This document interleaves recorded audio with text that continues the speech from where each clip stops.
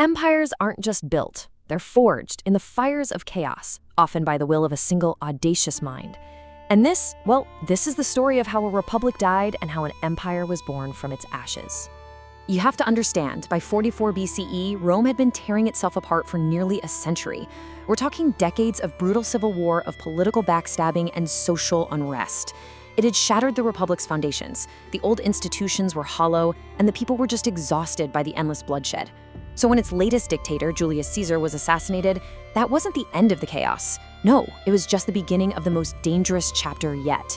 Rome wasn't a republic to be saved. It was a prize waiting to be claimed. So here's what we're going to explore. We'll start with the bloody aftermath of Caesar's death and follow a teenager's incredible bid for power.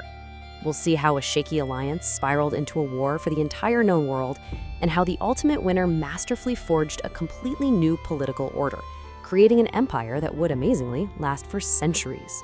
When Julius Caesar was murdered on the Ides of March, his assassins thought they were restoring the Republic. What they actually did was unleash a storm. And into this power vacuum, a new and frankly completely unlikely player emerged from the shadows. His name was Gaius Octavius. I mean, nobody in Rome really knew who he was. He was just 19 when he found out that Caesar had left him not just his vast fortune, but, way more importantly, his name.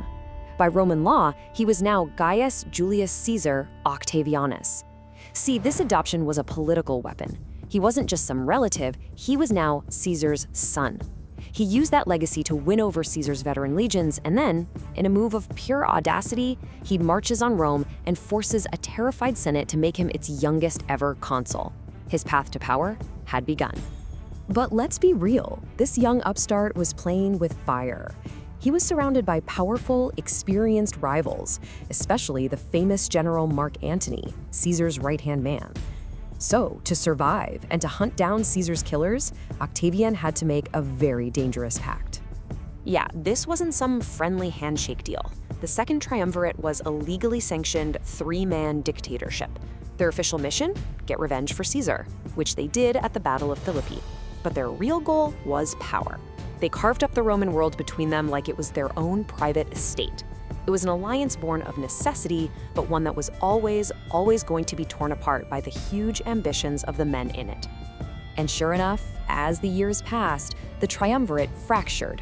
Lepidus got pushed to the side, leaving two titans standing, Octavian in the west and Mark Antony in the east. The final war for Rome was about to begin, but it would be fought first, not with swords, but with words. Octavian, who was back in Rome, just masterfully crafted his public image. He was Divi Filius, the son of the divine, since Caesar was now a god, and he positioned himself as the great defender of Roman tradition. Meanwhile, Mark Antony, the great general, had formed a powerful alliance, both political and personal, with Cleopatra, the Queen of Egypt. Octavian jumped all over this. He launched this brilliant propaganda campaign, painting Antony not as a Roman rival, but as a man who'd been bewitched by a foreign queen, a man abandoning his Roman heritage. But the masterstroke of this whole campaign was the publication of Antony's will. Now, Octavian illegally seized it from the Vestal Virgins, the sacred priestesses who guarded these things, and he read it aloud to the Senate. In it, Antony left huge Roman territories to his children with Cleopatra. For the people of Rome, this was the ultimate betrayal. Antony wasn't just a political opponent anymore, he was a traitor, getting ready to rule Rome from a foreign city. Public opinion swung decisively against him. With the Senate and the people of Rome now firmly on his side, Octavian declared war. But here's the clever part. He didn't declare war on Antony, his fellow Roman. He declared it on Cleopatra. The propaganda had worked perfectly. This wasn't framed as another bloody civil war. No, this was the righteous defense of Rome against a foreign enemy. The stage was set for one final decisive battle at sea. The Battle of Actium was going to decide everything. On one side, you had Mark Antony's massive fleet of huge, powerful warships. Think of them as floating fortresses. On the other side, Octavian's forces were led by his brilliant admiral, Marcus Agrippa. Now, Agrippa's fleet had smaller ships, but they were lighter and way more agile. He used that advantage to literally run circles around Antony's heavy galleys, turning the battle into a clinical, brutal rout. Seeing that the battle was lost, Antony and Cleopatra just broke through the line and fled back to Egypt, abandoning their army. Their fleet, now leaderless, surrendered. A year later, as Octavian's legions were closing in, the two lovers took their own lives. The civil wars were finally over. The Republic was dead. And at just 33 years old, Octavian was the undisputed master of the Roman world. So Octavian had done what his great-uncle Caesar never could. He had achieved total, absolute victory. But he had also learned from Caesar's fatal mistake. Romans had this deep, ancestral hatred for the very idea of a king. So to rule with the power of a king, he would have to do it without ever looking like one. And that was his greatest challenge: how to win the peace. What he does next is honestly one of the most brilliant political reinventions in all of history. It's known as the Augustan settlement, a new system that kept up the appearance of the old republic while secretly concentrating all the real power in the hands of one man. This new system was pure genius. In 27 BCE, Octavian walks into the Senate and makes this grand gesture. He renounces all his powers, symbolically restoring the republic.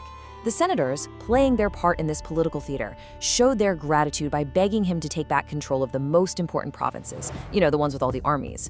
They also gave him new titles. He wasn't a king, he was the princeps, the first citizen. And he wasn't Octavian anymore, he was Augustus, the revered one. It was a constitutional sleight of hand, creating an empire that never had to call itself one. To really get how he ruled, you have to understand this Roman concept of auctoritas. This isn't about legal power, that's potestas, and he had plenty of that. No, auctoritas is more like immense personal prestige, a kind of unspoken moral authority. Augustus had ended the wars, he had saved the state, so his word carried enormous weight, not because of some office, but because he was Augustus. He ruled through influence just as much as command, because honestly, challenging him was just unthinkable.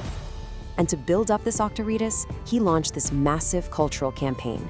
He sponsored poets like Virgil, whose great epic, the Aeneid, was basically a masterpiece of political myth-making. It reframed Rome's entire history as a divine destiny that just happened to culminate in, you guessed it, Augustus. His rule wasn't just a political convenience, it was the fulfillment of a cosmic plan. And this propaganda was made visible to everyone. I mean, take this famous statue of Augustus.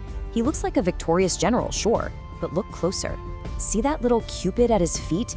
That's a direct reference to his family's mythical ancestor, the goddess Venus. The message is clear. He isn't just a man, he's descended from the gods. Through art, coins, and huge building projects, Augustus just saturated Roman society with images that all said the same thing.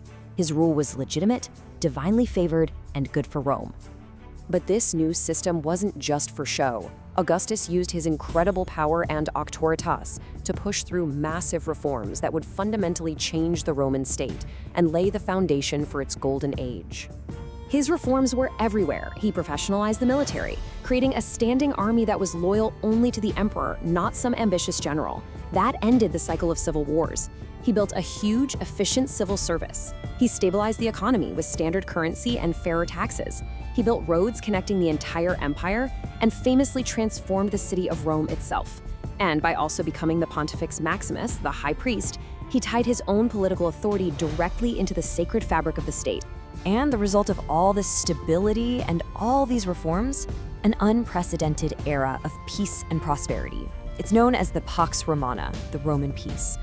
For over 200 years, the Mediterranean world was largely free from the major wars that had torn it apart for centuries. It was a time when trade, art, and culture could flourish like never before. Augustus ruled for over 40 years, an incredibly long time, and he died peacefully in his bed, something that would have been unimaginable for a Roman leader just a generation earlier. He had successfully created a system and a dynasty that would outlive him, and the Senate, the very institution he had so cleverly controlled, officially made him a god, just like his adoptive father. So that leaves us with the central, complicated question of his legacy. He brought peace and stability after a century of chaos. He built an empire that would shape Western civilization forever, but to do it, he snuffed out the flame of the Roman Republic and the political freedom it stood for. So, was he a savior or a subverter? Did he save the Roman state, or did he just give the Republic a beautiful funeral? It's a question that gets right at the timeless tension between our desire for security and our longing for freedom.